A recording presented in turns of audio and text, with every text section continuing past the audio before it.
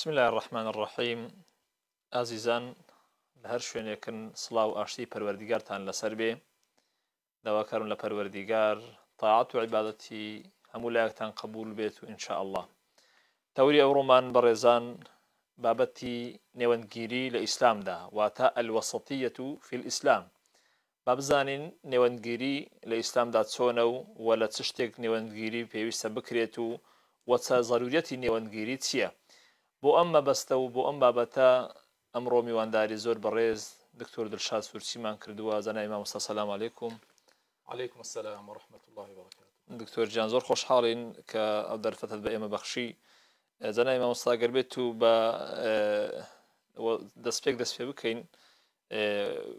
نێوەندگیری یان وەسەطیەت لە ئیسلامدا مەسەلەن چییە وەکو پێناسەیەک کە جەنابەت پێناسەیەشی بۆ بکەی. بسم الله الرحمن الرحيم. الحمد لله رب العالمين والصلاة والسلام على سيدنا محمد وعلى آله وأصحابه أجمعين. پێشەکی بەخێرات نبوو هەنگۆ کەین مامۆستا دەستخۆشی و لێکەین و هەروەها دەستخۆشی لە دەستگای زاری کرمانجیەکەین لە بۆ ئەو هەوڵ و هیممەتە و براوکردنەوەی ڕۆشنبیری ئاینی دەستخۆشیان لێەکەین ئینشاء الله هەر موفقە بن. وەسەطیەت مامۆستا لە ئاینی پیرۆزی ئیسلام ڕەنگە چەند مانایەکی هەبن. یەکەم وەسەطیەت بە معنە عەدل عەدل یعنی دادپەروەری. خوا لە قورئانی ئەفەرمێ قال ئەوسەطهم باسێ چیرۆکەک و پەسەرهاتەچەیەکە ئەرێ یەکێک لەو کەسانە گوتی ئەو کەسەی ئەوسەطهم یعنی دادپەروەرترینیان ئەعدەلهم. و هەروەها وەسەطیەت بە معنای خەیریەتی یعنی باشترینیان چاکترین و ڕێکترین و باشترینیان. لە یەکێک لە ئەسەرەکان هاتیە ئەرێ کانە رسول الله صلى الله عليه وسلم أوسط الناس أوسط العرب نسبا. پیغمبر عليه الصلاة والسلام باشترين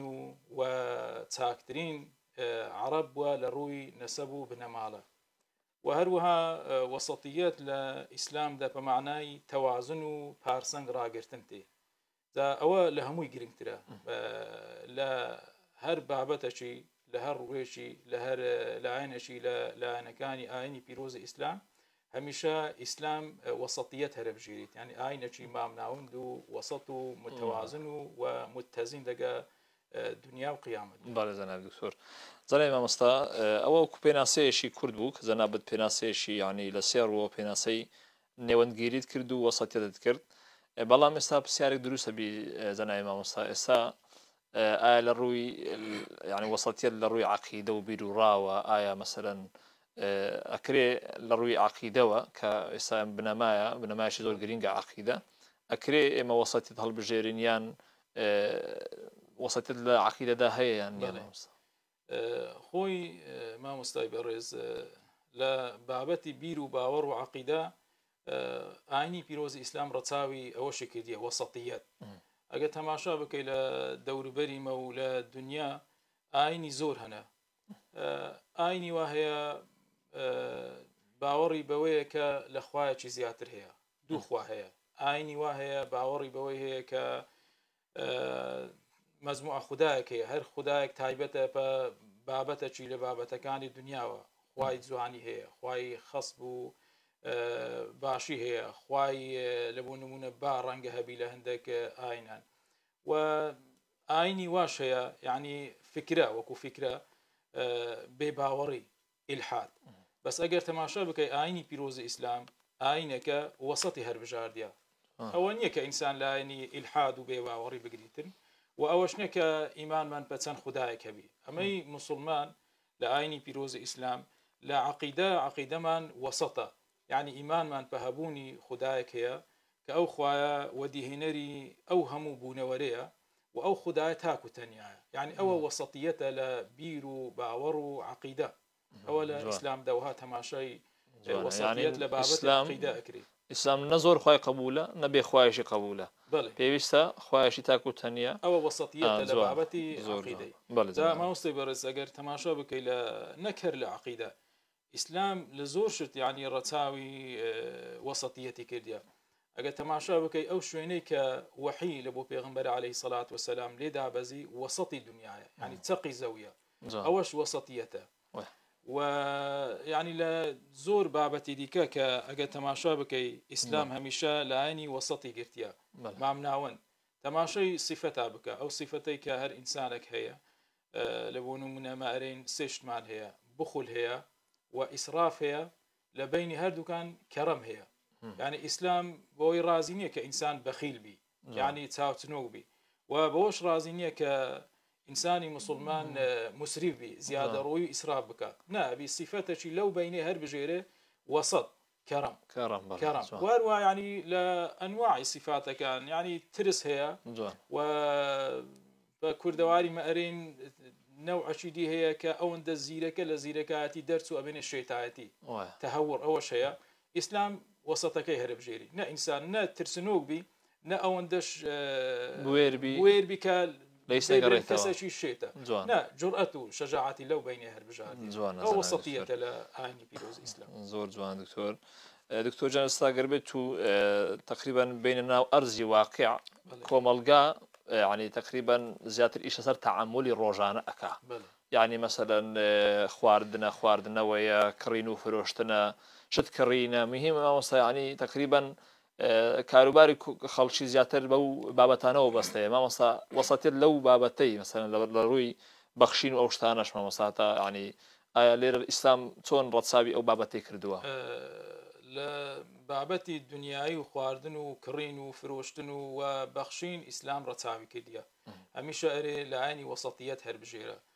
قال القران افرمي وكلوا واشربوا ولا تسرفوا انه لا يحب المسرفين وأنا أفرمي ولا تبذر تبذيرا إن المبذرين كانوا إخوان الشياطين يعني أو كاتك إنسان أخوة وأكريو وأبخشي أبي وسط بقريتن وبوي رازينية كإنسان هرنا أخوة ونخوة وبوشي رازينية يعني أون دي السرف كي كرادة بدر بيتن وأجر به زياتر لبابتي بخشين وخواردن حتى أو كاتك إنسان أخوة استعمل رمضان داينا يعني كسي وابينا باش فتار كرنوي وكبانجي شكاند وفتاري كذا وديت تراويحه كخريج تراويحه ناتواني وشي بيوس هربستي ودانشي وسجود وركوع وتراويحا يعني يجي انزام بدا يعني هند اخوه شويني ناميني بيغمبر عليه الصلاه والسلام بو رازينيا بيغمبر صلى الله عليه وسلم افرمي انسان ابي وسط هرب جيريتن اري معيدي انسان ابي بكريت سيبش بەشەیان خواردن بەشەیان خواردنەوە و بەشەیان هەوا هەڵمژین و تەنەفوس ئەگە نەکێسێ بەش یعنی وەسەتە هەر نەبژێرە کەواتە یعنی ئینسان ڕەنگە زیاد لە توانا و تااقەت و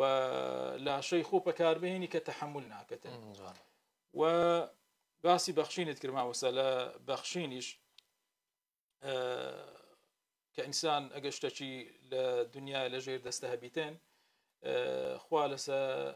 زماني قومي قارون قومك بقارون يعني فرمو وابتغي فيما آتاك الله الدار الآخرة ولا تنس نصيبك من الدنيا قلت يعني أويك خوال جير دستي توي دانايا هول بدا قيامتي بي ودز بهنا لهمان كادا دنياي خوشت لبير مكة يعني هردوشيان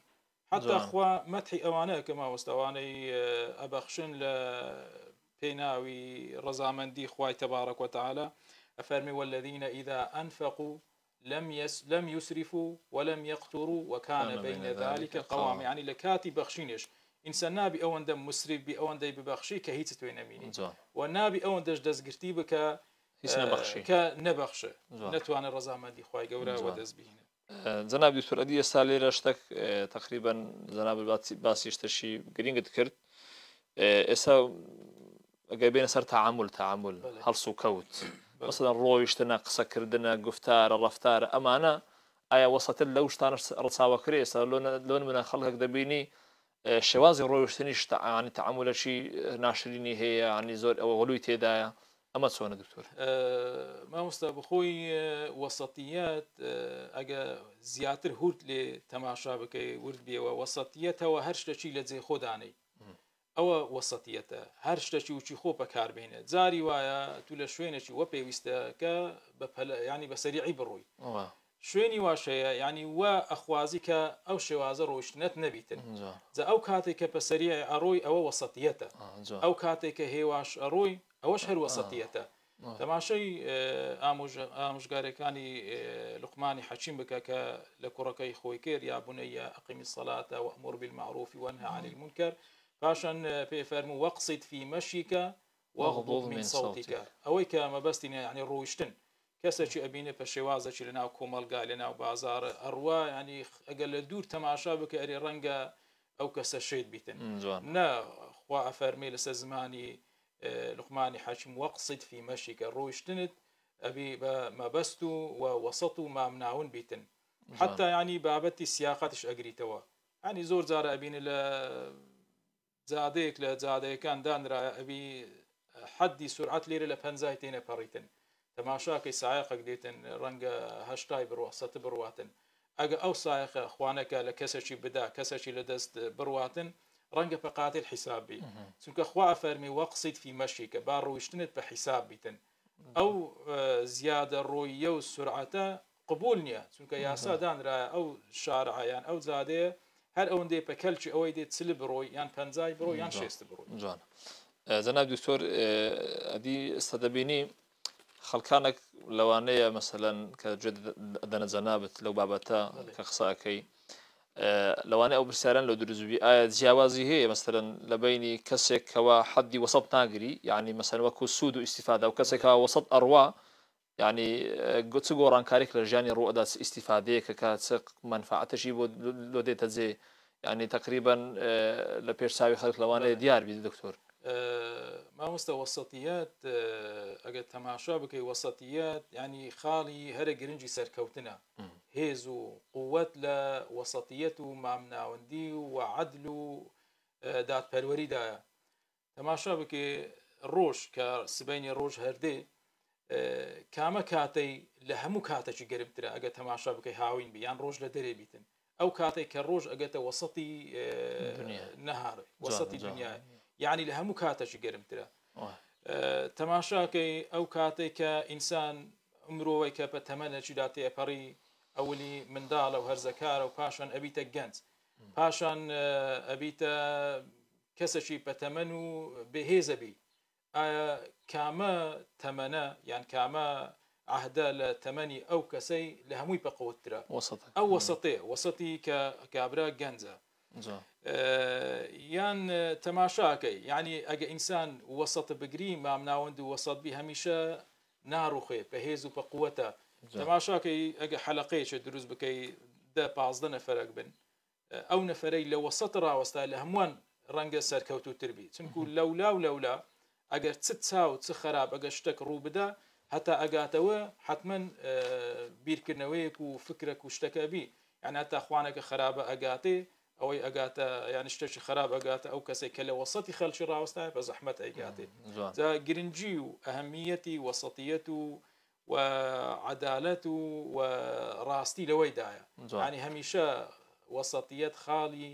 هەرە بەهێز و سەرکەوتن و قووەتە جوان دکتۆر ئێستا تقریبا ئێمە خڵناو ینی بەرە و کۆتایەکانی ڕەمەزان حسابکە سینەگەی نێوەی ڕەمەزان ئێستا ینی تقریبا پێویستە ئەو بابەتە ببەسترێتەوە بە مانجی پیرۆزی ڕەمەزانیش بینی خەڵکانێک بێحەد عیبادەتەکەن بێحەد یعنی دنیایان فەرامۆش کردیە خەریکی عیبادەت و پەرستش ئەوانەنا لە پێچەوانەوە خەڵکانشیشمان هەنا زۆر ئێهمالن یعنی لە نوێژەکانیان ئێهمالن گرنگی بە عیبادەت نادەن یعنی تقریبا قسەکەەوە لێ دێتەوە خەڵکانێکمان هەنا زیاتر گرنگی بە قیامەت ئەدەن خەڵکانش زیاتر گرنگی بە دنیای ئەدەن یعنی ئایا وەسەتە لەو مابەتەش گرنگ نییە پێویست نییە مامۆستا ئەوە طبعا ئینسان ئەبی لێرەش ڕەچاوی وەسەتیەت بکە وەکو ئەتوانێ ینی ئیسلامەشی تەواو و ڕاستەقینە بەرجەستە بکەی ئەگە بگەڕێەوە سەردەمی پێغمبەر عەلەیهی سەڵات وەسەلام پێغمبەر صلی الله عليه وسلم طبعا سەحابەی هەبوون ئەو سەحابانە ئەیان دیت کە وەحی لە بۆ پێغمبەر دێتە خوارێ و ئیستیفادەیان لێ کرد و کەسی متەقی و دیندار بوون یەک لە سەحابەکانی پێغمبەر عەلەیهی سەڵات وەسەلام ناوی عوثمانی کوڕی مەڵعون بوو عوثمان کەسێکی دەوڵەمەند بوو ڕۆژێک لە ڕۆژان تەماشا بکەرێ خێزانی عوثمانی کوڕی مەڵعون ئەچیتە مالەکانی پێغەمبەر عەلەیهی سەڵات وەسەلام لەناو خێزانەکانی پێغەمبەرە دائەنیشی خێزانەکانی تەماشاکەن ئافرەتێک کە خێزانی کەسێکی دەوڵەمەندە ئەوەندەش گرنگی پەخۆنەدایە یعنی جلوبەرگێکی نەشیا و ڕەنگە پەو شێوازەی کەشخە و ڕێک و پێک نەبووی بی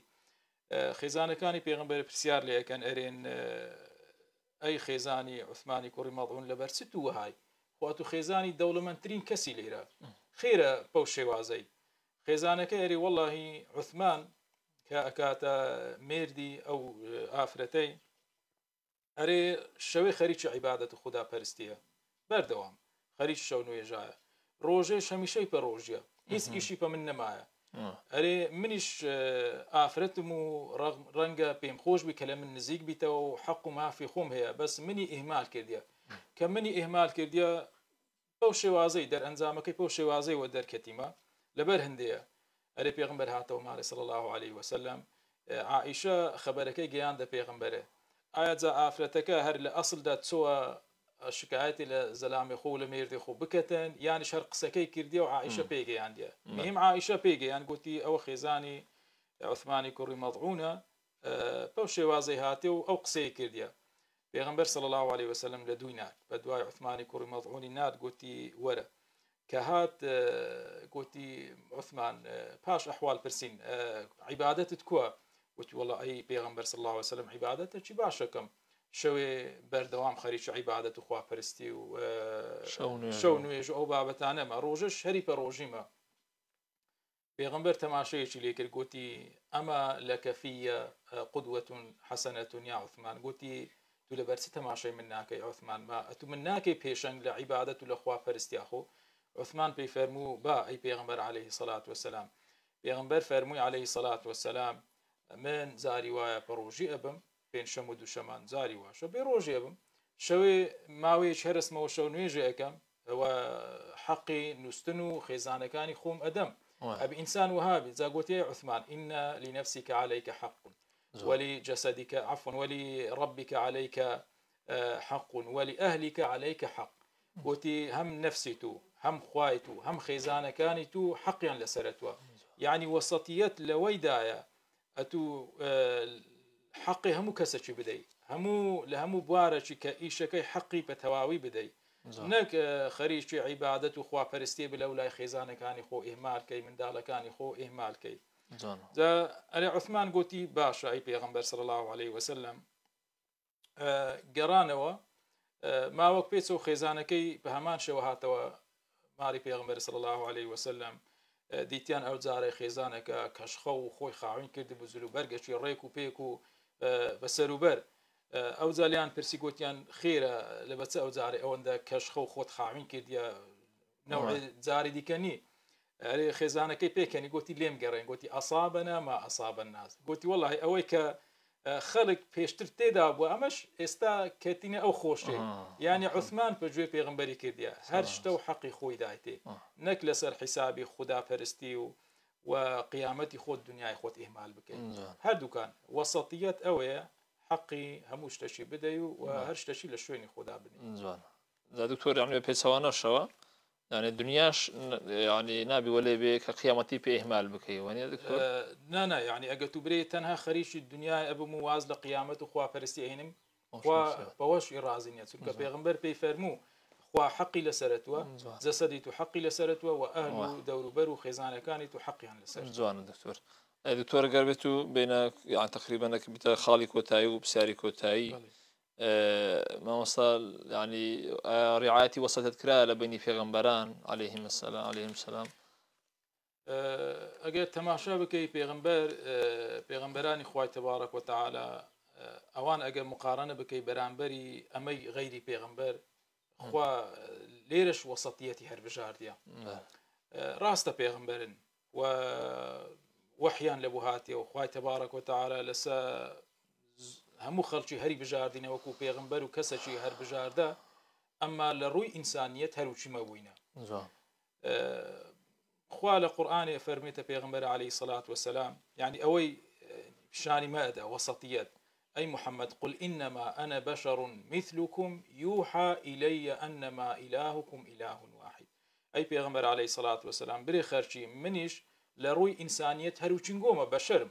بەس ئەوەندە جیاوازیم دەگەنگ و هەیە یوحا ئیلەیە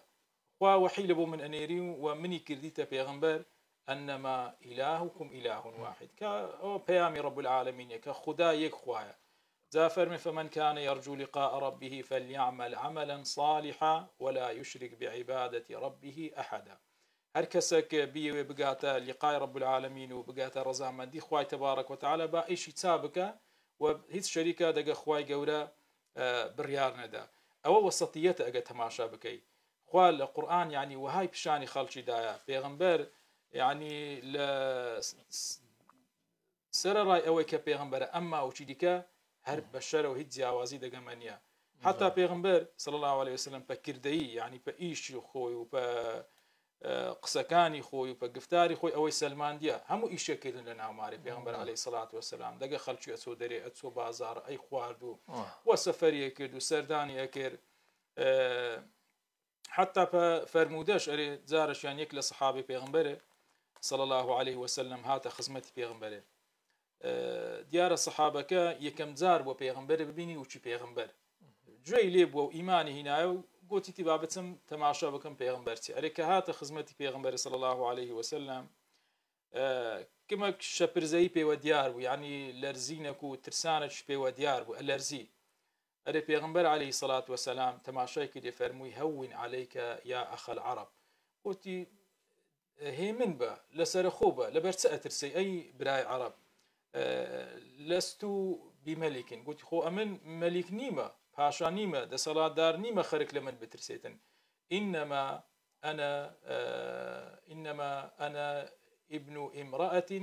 كانت تأكل القديد قلت والله زيشو چنگو إنسانم و بشرم و كوري آفرتك ما كغوشت وشكي لكاتي خوي أخوان يعني تسجياوازي لبين منو لبين نقولنيا بيوسناك أجر بسيارك هي أجر استفسارك هي أجر هرشتك هي بري بيوس بترسانو ولرزينيناك هيت جیاوازیم دەگەنگۆنیە تەنها ئەوەندە نەبی ئەمن پێغمبەری خوای تبارك وتعالى جاوە کردەی پێغمبەر عەلەیهی سەڵات وەسەلام کە خوا لە ئیسلامێدا هەم لە پێغمبەرایەتیش ڕەچاوی وەسەتیەت و دادپەروەری کردی دەستەکان ڕۆژ جەناب دکتۆر بەڕاستی سوودمان لە جەنابەت بین لەو بەرنامەیە زۆر سپاس دەکەین کە ئەو دەرفەتت بە ئێمە بەخشی تقریبا کاتمان تەواو بوو دەنا خۆ زیاتر پێم خۆش و لە خزمەتتدا باین بەڵام الحەمدوللا پەیامەکانی خۆت بە جوانی گەیاندن و ئینشاءالله جەنابەت مای خێر و خۆشی لۆمە ئینشاءالله خوای گەورە پاداش دەداتەوە دووبارە بەخێر بن مامۆستاخوا پاداشتی جەنابیش و بداتەوە ئینشاءالله هەر موفق و سەرکەوتوو ئەبن و خوای تبارك وتعالى ئەو ڕەمەزانەی لەمە و لە هەموو مسلمانەشی و ڕۆژەگرەشی قبول بفەرمیت ئینشاءالله بەڵێ بەڕێزان لێرە هاتینە کۆتایی ئەڵقەی ئەمجارەشمان بە هیوای ئەوە ئینشاءالله لەم ئەڵقەیە سوودمان بۆ جەنابتان گەیاندبێ ئینشاءالله